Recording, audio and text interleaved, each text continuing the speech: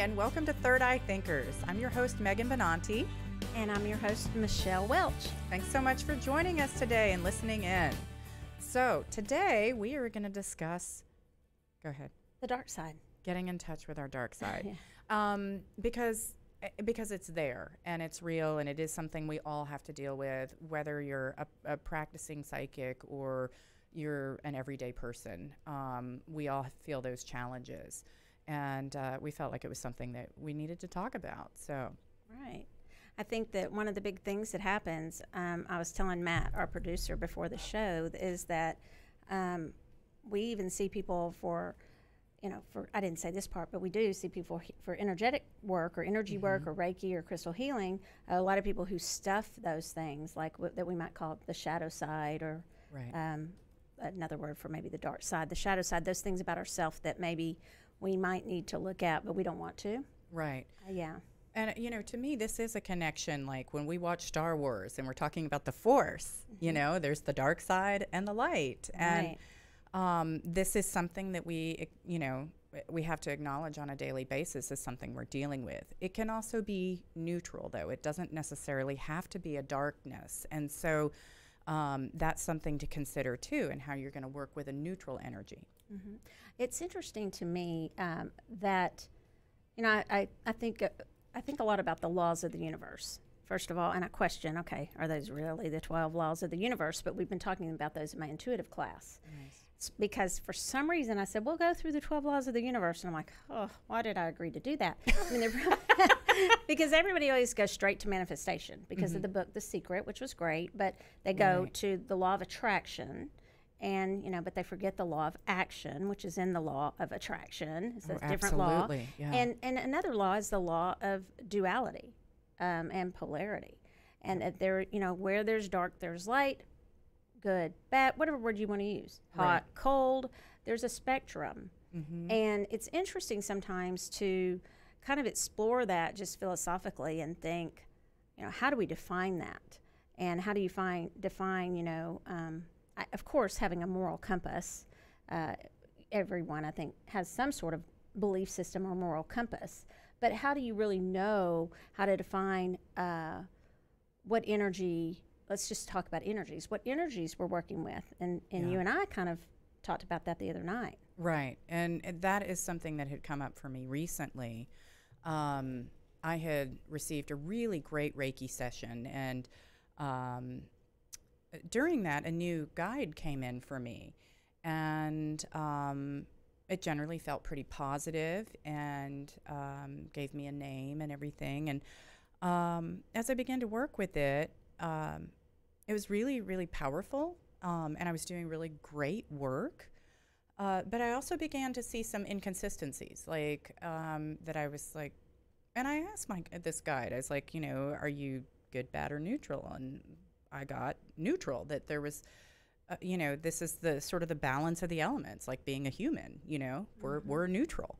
And I was like, okay, I need to think about this, because for me, there was some hesitancy there. And what I found is it gave, there was some real power that came from that, like really solid counsel. My readings were really strong. But it still wasn't, I decided inevitably that wasn't the right energy for me. And talking about it with Michelle was also really helpful. And so having, someone of a like mind that you can share those thoughts with. And I realized the person that I was sort of comparing this energy to, and I was like, oh, huge signal, because this was not necessarily a good person. And so that's something to keep in mind when if you are working with something and you're like, who does it make you think of? Does it make you think of the best person, Yeah. Or are you thinking about it in contrast to someone that maybe isn't so positive? And share your insights that you gave me, because that was really helpful for me to define that, no, I don't want to do this anymore. Well, I think, and I'm not sure, because I probably don't remember a word I said, but, no.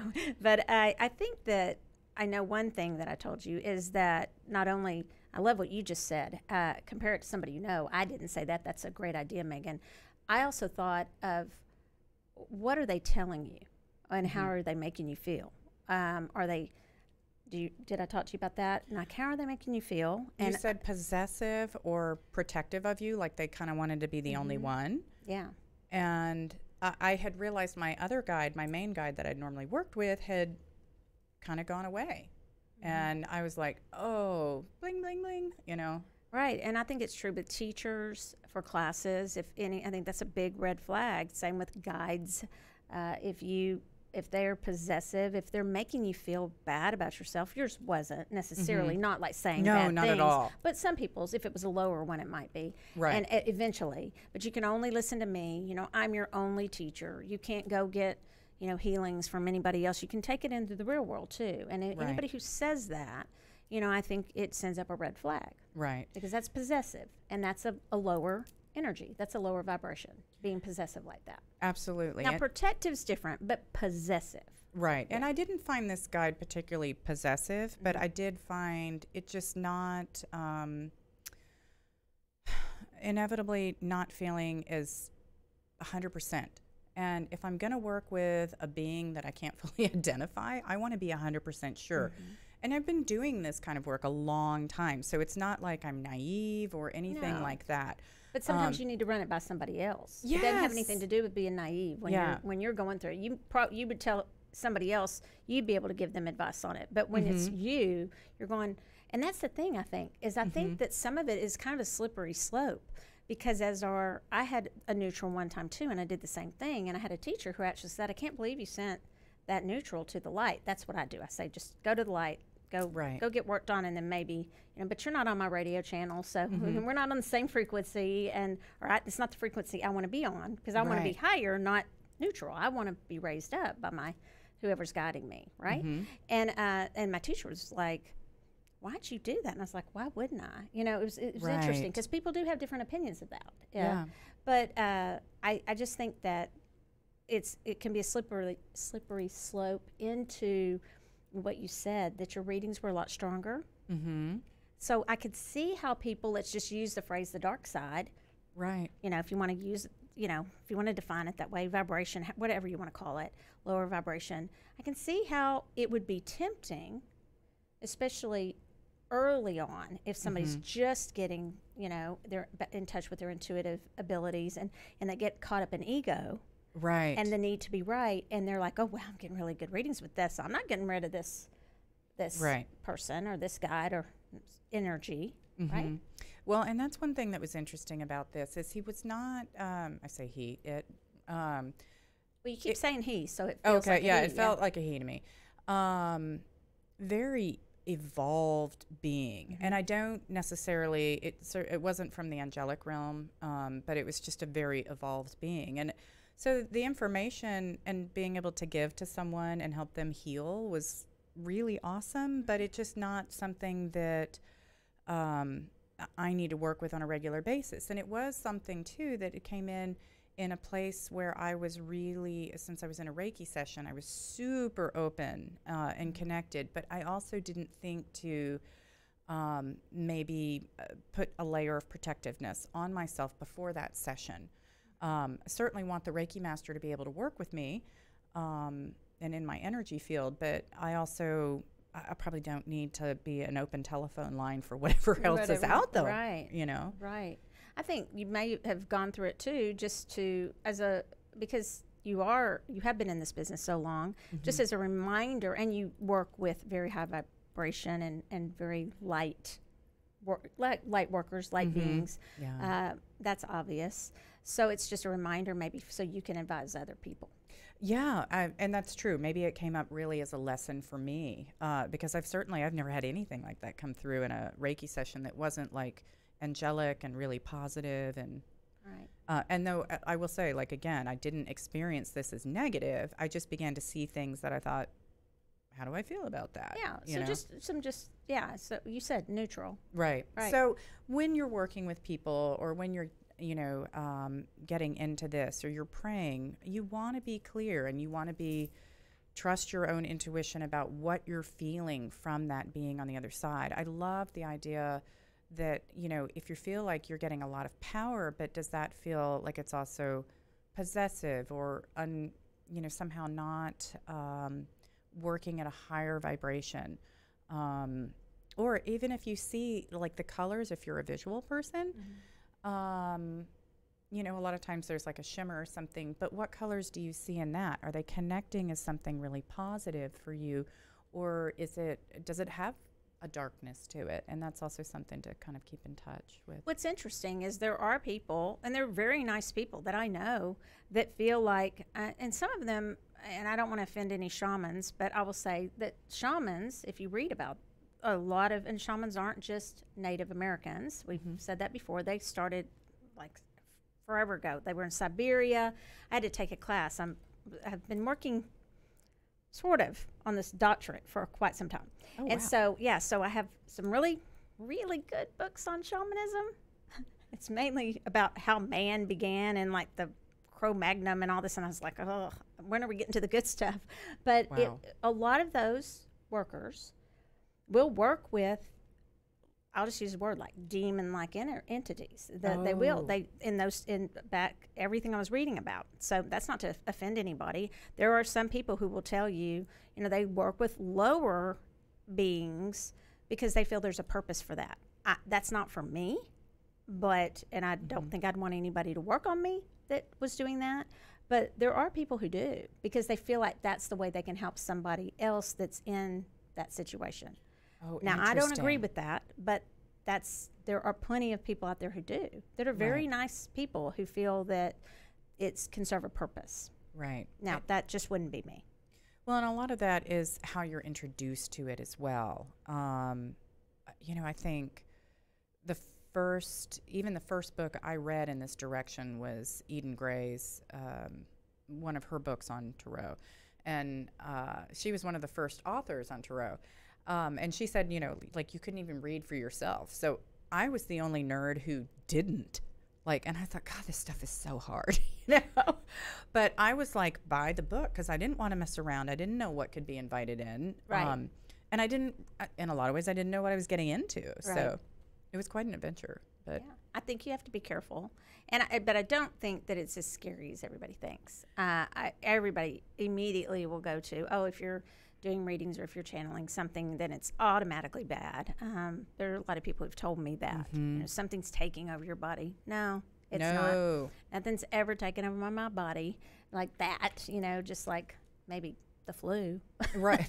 but but nothing from. It's just not that way for me. But it's because I'm very careful. Yeah. Well, and I have been, you know, surrounding myself with protective light for a long time. But, you know, it's not going to be, nobody's going to come at you with lightsabers, and you're not necessarily going to be, it's not like it's going to be a dark or a demonic energy that comes through. It's not always scary. No. And that's what you have to kind of be aware of. It's like, and, you know, ask to work with the highest vibrations out there. right. I agree with that. Or ask to work with God directly, or however you see, you know, that great being out there, or part of us. I'll tell a lot of people they're like, I want to know my spirit guides. I want to know my spirit guides. And I'm saying a lot of times I feel they're kind of receding in a way because they're encouraging us. They're just guides. Maybe not just, but they're guides. To Right. guide us to God, to guide us to our higher self that connects to God. And we don't always have to have that guide working with us all the time. We can go straight to, we can be a straight, clear channel. Yep, to that divine source. And I actually started that way, and it wasn't until I began to read books about how to connect with your guides and angels that I began to work in that direction. Yeah. And then all of a sudden, so then I've got a middleman, which isn't bad, and I can get a lot of information really quickly. But I really, from, you know, a really early age on, just prayed to God and talked to God, and that Me was too. my communication form. Yeah, and so it's So. interesting because that can even tie into, you know, some people believe there needs to be a middleman in certain religions, and some people don't. So it's just whatever works for you. You know, there's not necessarily, that's why we have different belief systems. But, you know, in the Catholic Church, there's a middleman. Yeah, absolutely. I mean, correct me if I'm wrong, but there is. a middleman, and you have a lot of saints that can help you. We have a great deck at the store. You Oh, love yeah? this. Yeah, it's called Saints and Angels. And so the deck is actually divided in two. Uh-huh. And so the back of the cards are either gray or blue or something like Okay. that. And so if you connect with saints, then you can use that part of the deck. If you connect more with angels, but if you connect with all of them, you can put them all together and do readings. Oh, wow. And we were, the other night after Soultopia Sensation, there were about 10 of us. Mm-hmm. So we got those cards out. Somebody bought them, and I was like, let me see them. And so we all drew a card around the table. And it was so neat how many, we each drew a saint card and we each drew an angel card. And it was really, really a fun deck. I think that's that's awesome. a new deck that's out. I can't remember, but it's called Saint who wrote it, but it's called Saints and Angels, and it was beautiful. We had a good time with Very it. cool. Yeah, we Very had cool. we had a really good time with learning about the different ones too. Oh, I bet. Yeah. And that's actually something that's really interesting. You were talking about, you were working with everyone there. I've had the pleasure of working with Michelle some recently. She had a Reiki circle, which she does monthly at Soultopia, and I worked with her on that. And I forget, I've worked alone for so long that when you combine intuitive healers together, that power is like multiplied big time. And it was in that room, wasn't it? It was. Yes. It was really Very. strong work. And so, in very short amount of time, we were like working through people and helping them get clarity on what they needed and clearing out their chakras and all that good stuff. Yeah. So That was really good. yeah, and that was a room that was definitely filled with light energy and with a really positive force. And Michelle had brought in crystals that she laid under the table. And then she also did crystal healings on some of the people that were there. And so that also, brought up their vibration and helped to absorb any kind of negativity that might have been going on. And I think it's the intention we set because that's how you work also. Oh, It's absolutely. beautiful to watch. And so I would encourage more people to come to that. Trying to talk Megan into taking that over. She's a great healer. But it's a great opportunity. Yeah. It's every third Saturday at our store. Yeah, and it is a pretty cool experience. You can either receive healing, or if you want to practice your healing practice, you can help work on people on the table. Or do both, yeah. Yeah, or do both, which is what Right. I did, and that was lovely. Yeah, So it's good. yeah, I got some Michelle mojo. It was pretty awesome. I was so. like, well, I got your mojo just from being in the room. So, Yeah. yeah, because it was great to watch. So, yeah. We want to talk about our crystals? Yeah, go ahead. Because I'll tell you why I want to talk about them. So, I brought 2 today. Mm-hmm. Now, next time it'll be 10. No, I'm kidding. I'm starting my crystal healing class tonight, and they're learning 18 crystals tonight. Oh, that's awesome. So by the time they're finished, they'll know quite a few. But and they're Michelle is a really good teacher. I really enjoyed when even in the Reiki room the other day, she was like kind of explaining to people what was happening, what was going to go on, and that was really cool. So thank you. Mhm. Well, you'll be doing that soon. You're a really good teacher too. That's what you're going to do it. She's on the spot. Okay, so I put crystals for facing the dark side, just for looking, and you have to begin. Was more about shadow work. Okay, so what shadow work is, one more time, is just working with those aspects of yourself that kind of you've repressed, or somebody told you, don't act that way, don't get mad, don't do this, don't do that. Things that, you think, aren't acceptable and they're not good, but so you stuff them down, and then sometimes we get sick. It comes out in illness for us, and then you come to the Reiki circle. or depression. Yeah, no, absolutely. So Yeah. it comes at any kind of, it could be psychological or physical, but at some point it turn it to physical. So, but anytime you want to work with that, the shadow side, and by the way, Carl Jung, a very well-known psychologist, talked very much about the shadow side. And but you always want to begin with something really gentle to get yourself into a place of self-love, because you're going to explore some things that maybe aren't so positive about yourself. Some things that, like Megan, like you said at the top, we're neutral. Right. And so you want to. I chose the rose quartz. Is the pink. Most people are probably familiar with that. I have it on in my necklace too, if y'all can see it. It's beautiful. It's a really pretty piece, and it's just a very, very gentle stone. So it is quartz. And anytime you have a quartz, that's silicon dioxide. And I'm going to make a joke, and everybody gets sick of me. So we all have silica in our bodies. We don't all have silicone. Some of us do.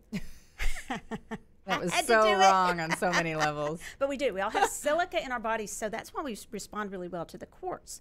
And so there's rose quartz, there's amethyst is a quartz, tiger's eye is a quartz, smoky quartz, citrine. And so the rose quartz is extremely gentle, and it's all about self-love. So it's kind of the lower heart, and then the higher heart would be the green, which would be like a green aventurine. So, but working on yourself for self-love, and then you can go to like an obsidian. Now, we had gone over black obsidian before, so today I brought the snowflake obsidian, which is really cool. It has a little white inflection or little white specks on it, and that is something, I think it's cyclo something. I can't remember what mineral that is. But basically, it's not really a mineral anyway, because I'll tell you, well, it's a mineral, but obsidian is not a crystal. Right. Obsidian is glass, but we call it a crystal just for ease of purpose. It comes from volcanic lava that just cools off so fast that it doesn't form crystals. So it has an amorphous inner structure. It's just kind of random, not a fixed structure. So they can be a little more unsettling to work with, but the white flecks make it really gentle. And also, if you're looking, it's black with white flecks, if you're listening, and it can help you make decisions. So the way it ties in today is it can help you, what if you are making some decisions that are quote unquote not for your best good, not for your highest good? What if you are trying to make a decision like you made the other night? You might, just kind of meditate with a snowflake obsidian. They also are very calming, and but probably the biggest thing is I think it helps you make choices, and it represents kind of the yin and the yang. Oh, nice. Yeah. Oh, and that makes sense with the black and the white. Yeah. So. Yeah. Very cool. Yeah, I have one of those that has like the thumbprint in it that I keep on my desk, and I find that clients pick it up a lot and just play with it. It's a that feels good. Yeah, it's good for fidgeting. So I want to tell you, because you brought up Star Wars. Oh, yeah. So it's interesting. I am not, so Star Wars people, do not get mad at me, okay? So the lightsabers, right? Yep. So the lightsabers, apparently they go, and they're told to go and get their own crystal, okay? So and the whole thing is that if you're with the Force and you are on the good side and you're pursuing good, then you will get like a blue. Your energy will kind of put it in it. It'll be blue, like a blue crystal, or maybe a purple. I think Samuel L. Jackson's was purple, and it was really cool. But the blue is like a Jedi guardian, and the green is a Jedi consular, and the yellow is a Jedi sentinel. Okay, but if it's red. Okay. Like Darth Vader. So he didn't end up, and he was redeemed at the end because he realized, I know, right? And so, but if it's red, they say that's like a synthetic crystal. So then they can put their energy in it. Now, I'm just saying. Oh, interesting. It's fun because there's even games where you go and you find the crystals and you dig for the crystals, and that's a whole nother show when people, talk about our crystal topic, when they talk about, is it or synthetic crystals bad, or are they good? But apparently in Star Wars, it's not so good. Interesting. Okay. Isn't that funny? There we go. Yeah. So they were really told to go use the lightsabers. And Matt, I think we had a couple just quotes before. Yeah, no, I think Okay, you want to talk about that? Well, Michelle pulled this up, and I love it. It's the dark side of your zodiac. And for those of you watching, it's cool. Where did you find that online? Do you know? You know what? It does say it's on the side, personalitybuzz.com. Oh, okay. Yeah. And it's just kind of great to look at if you're into your own zodiac, and to kind of like get that reinforcement of like, oh yeah, these are the things I need to work on. So this would be the shadow side of yourself. So mine is Cancer, and let's see, there it is, Cancer, clingy, yeah, sensitive, oh, for sure, closed off sometimes, emotional, yeah. So those are definitely my shadow sides. There's probably a lot more. Yeah, no, I can see that. And I'm a Leo, so I'm arrogant. I can't read it. Something impatient and easily angered. It says sensitive. Oh, sensitive. Yeah. Sorry, it's a little cut off there for you. Oh yeah, no worries. I am a little sensitive. That's okay. What sign are you, Matt? Do you know? I'm a Capricorn. All right. So, well, he's arrogant too. Yeah, arrogant, selfish, and stubborn. Yeah. Materialistic is the other one that's cut off along the bottom. But yes. Okay. Yeah. Are you materialistic? You look like your shadow side. I mean, yes, I think probably in the worser parts of myself, I would might be considered that. Yeah. What's funny is my wife is a Taurus, and it also lists her as materialistic, and I would say that's absolutely true. Shy, lazy, irrational. I don't know that the other one. I don't know that the other ones count, but gosh, she loves to go shopping at Home Goods. So. Well, that's at least it's Home Goods. At Because least, they right. have good deals, right? Yep, Yeah. yeah. She knows that she's a frugal shopper. Right. Yes. Right. So- They have, but you want a lot though when you go there. Well, I They always tell love her just because it's a deal doesn't mean we had to spend money on it. So that's I Right. don't know if that's frugal or not. My Uh-huh. girlfriend taught me early in my 20s that it doesn't matter how good a sale is if you don't have money. Right. That's very true. Yeah, it went a long way. But we just thought that was kind of a fun little, or I did a little fun, little ways to look at maybe your shadow side, see if any of those apply. And Yep. And then we had this little quote by Rumi: "Both light and shadow are the dance of love," and basically talking about, embracing all of ourselves. Yeah, that we are both parts of these, and don't be ashamed of the things that you've got to work on. That's just part of who we are, and who might come through if you're working in the psychic world. Don't beat yourself up if you end up working with something that you decide is not going to be good for you in the long run. I mean, we meet people like that. You will have friends in your life that are good for a while, and then all of a sudden it's like, maybe we're not so good for each other anymore, and They that's come okay. in for a season for a purpose, Right. to Right. teach us something. Yep. Almost always to teach us. Absolutely. Which I hate to admit that. I just don't like admitting that. I'm just like, does everything have to be a lesson? But, Yeah, it kind of does. Yeah. Everything is a lesson. Yeah. So. Well, let me talk about my plant real quick. Yes. I brought in pine today, and that's actually from a pine in my yard. I call it my Ewok tree. It's really short and stubby. It's very cute. It's a dwarf pine. That is cute. It is really cute. I have like 3 of them. So pine, they're known for healing, fertility, protection, exorcism, and money. And I did think about bringing in pine for exorcism, but I was kind of saving it for Christmas because, of course, it's a decorative piece as well in our holiday season. I was like, what are you going to exercise at Christmas? No. When we talked about, didn't mean to some throw you previous off. subject. Yeah, I'm sorry. So, anyway, so for pine, I really looked up magical uses, and I looked at what do they call it, Wikipedia, which is so cool if you're at all into like magical plants or crystals or anything. Yeah, Wikipedia.com, and a woman named Dawn Black runs that, and it was pretty neat. I also looked into the Encyclopedia of Magical Herbs, which initially when I bought that book, I was like, oh, what is this? Why did I buy this? And now, I am finding it really interesting. And I don't really use my plants necessarily in a magical way, but I do find that because they exist in my yard, it changes the energy and the vibration of my home. So, I'm, but without even knowing it, I was using it in a very magical way. Right. So, pine, if you think about it, it's a really old plant, and they've been using it for magical stuff for a really long time. A few interesting facts: there's 26 different species of it. They're called gymnosperms. They produce the seeds in their cones, and the leaves are called fascicles, like icicles, but it's fascicles. So the leaves are the little sharp, pointy things that you can poke your eye out with, and one of the things that's cool about them is so they can handle all kinds of living conditions, from extreme cold, and then there's also some types of pines that grow in the desert, and so that can be a real positive for, wherever you are, that it's easily accessible. But pine needles in general, or pines in general, so there's different ways of using it. You can use the branches, you can use the needles.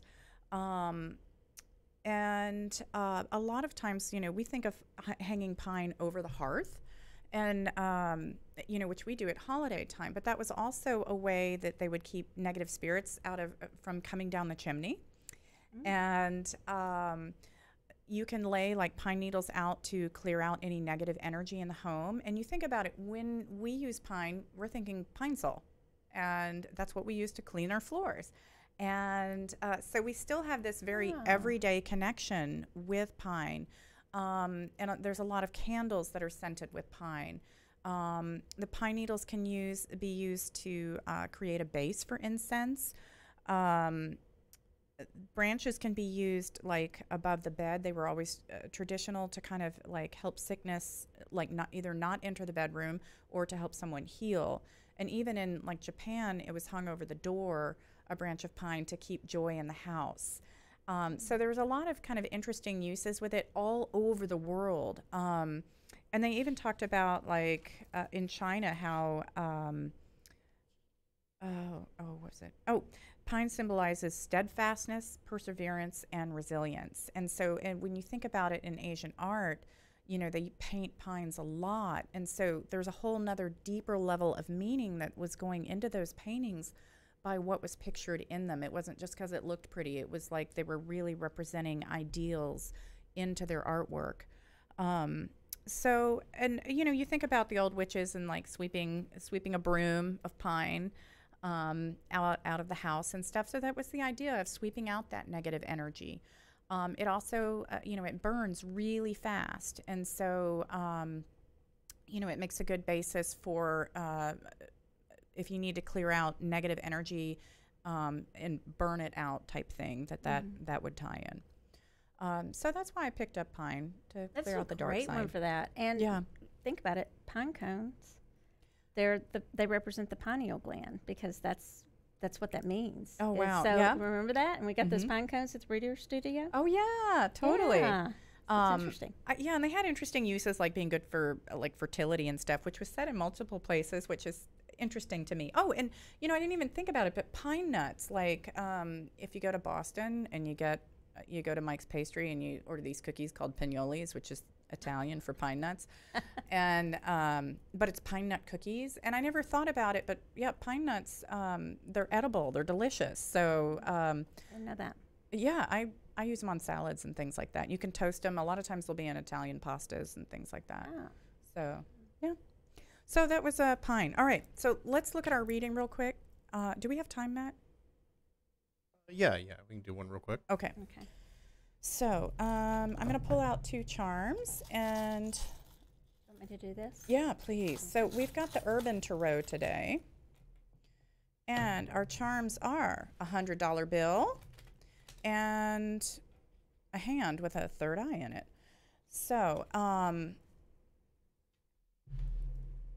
not the traditional Hamsa hand, but we can call it that for today. But it is more of like a human hand with the third eye.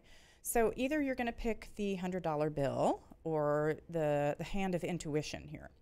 That's a hard choice. Yeah, I know. It's like, oh, do we go materialism that's or the dark spirituality? side and Oh yeah, totally. That would represent kind of the dark side and the I mean, light not side. all money's bad, but No. loving it, right? Right. Okay, do you want to pick one and I'll pick one? Yep.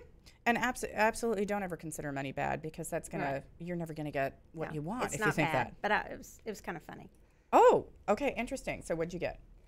I got the on that's here the it's called the Aegean it's the or Aeon. world, right? Judgment. Judgment, sorry. That's the judgment card. I'm not great with Roman numerals, which makes it hard when you're reading tarot cards.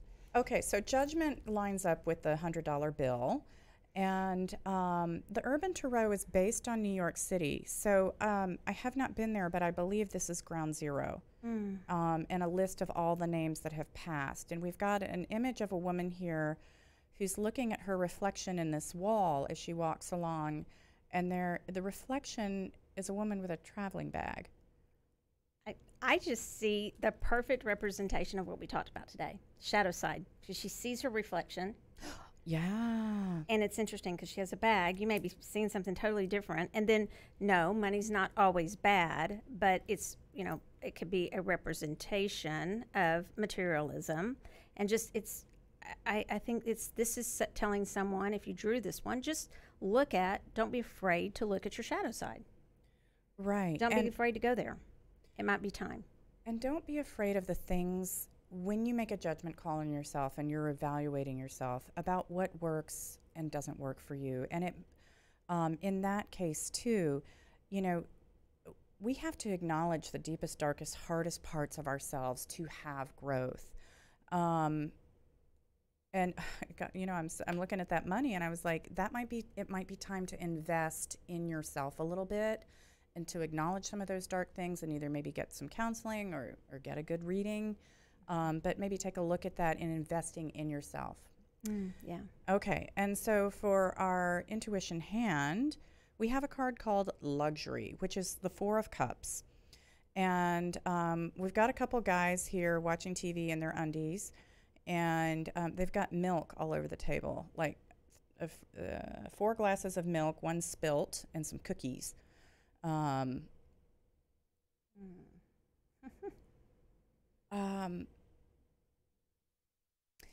maybe what I'm getting with this is that, intuition and trusting yourself, it's not always easy.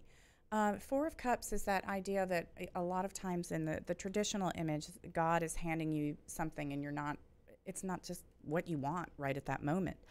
And so sometimes with intuition, we don't always get the message that we want to hear, or we don't always get the guide that we think is going to be the best for us. And so it's okay to question that and to experience that and then move on. Yeah, and these guys are just laid back. They're content, but they're also discontent in a way. Okay, Yeah. So they're bored. They're like, They are whatever. So it looks like they're content because they're just hey hanging out. But probably in the big scheme of life, it's like, get up and get that other glass of milk. That's the hand of God, coming towards you to hand to you. It's right in front of your face. It's going, wah, and you're just so busy looking down at everything you don't have, and, oh, man, I don't have this, or I'm bored, or life's not great, when really, if you just look up, it's right there in your face. Right. Yep. Big old glass of milk. Or whatever it is that's going to fill you up. Yeah. So. Yeah. All right, everyone. All right. So thanks for joining us this week. We want to remind you guys to subscribe to Tarot Dallas for Megan, and to Michelle Soltopia, and this is on YouTube, and Real News Communication. It's communication, I believe. Maybe an S. I'm not sure. Communications. Thank you. Network. With an S. Communication. So Real News Communications. And also rate and review us on all of the podcast platforms. And then be sure to tell your friends to listen. Thanks and so much. Keep third eye thinking.